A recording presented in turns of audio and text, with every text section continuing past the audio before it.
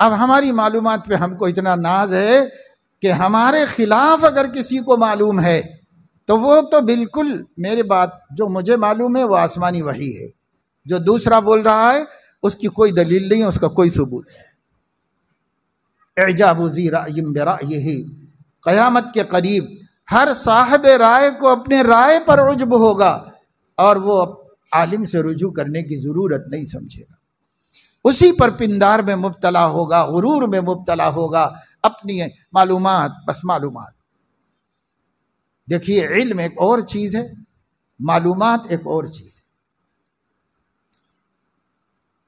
علم ایک نور ہے جو کتاب و سنت کی برکت سے اور اس کے تحقیق اور اس میں مہارت کی برکت سے انسان کے اندر ایک لیاقت پیدا ہوتی ہے، اور اس لیاقت سے اس کو مزاج نبوت کا پتہ چل جاتا ہے، مزاج شریعت کا پتہ چل جاتا ہے۔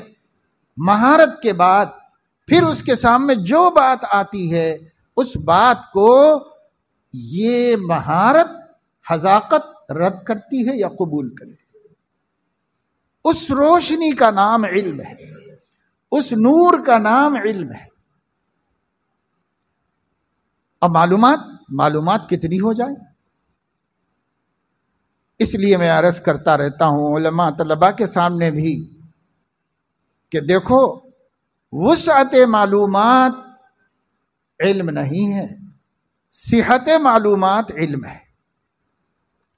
وسعت بہت جاننے والے سے ہم مرعوب ہو جاتے ہیں، صاحب زبردست مورخ، ارے کیا اس کو، ہم کو بھی نہیں معلوم ہے اتنی باتیں، وہ بڑا عالم معلوم ہوتا ہے۔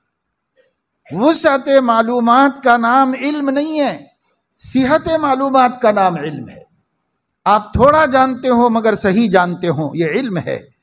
اور کوئی بہت جانتا ہے مگر غلط جانتا ہے، وہ علم نہیں ہے، اس کو علم نہیں کہتے۔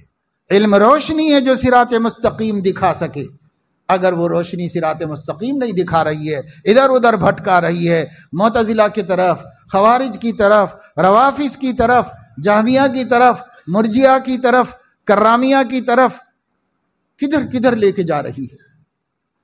کیوں؟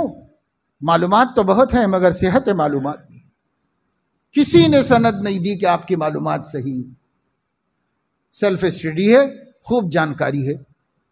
ہم علماء بھی مرعوب ہو جاتے ہیں، ارے بھائی آپ کے پاس زیادہ ذخیرہ نہیں ہوگا معلومات کا، لیکن جو ہے وہ مستند ہے، معتبر ہے، اس پر آپ کو اطمینان ہونا چاہیے۔ اور ایک شخص کے پاس بہت ہوگا، زبردست خطیب ہوگا اور زبردست بیانات کرتا ہوگا اور لوگ واہ واہ کرتے ہوں گے، جھومتے ہوں گے، سر دھنتے ہوں گے، لیکن صحت معلومات نہیں ہے تو اس کا کوئی اعتبار نہیں ہے، وہ رستہ دکھانے کے بجائے بھٹکا رہا ہے لوگ۔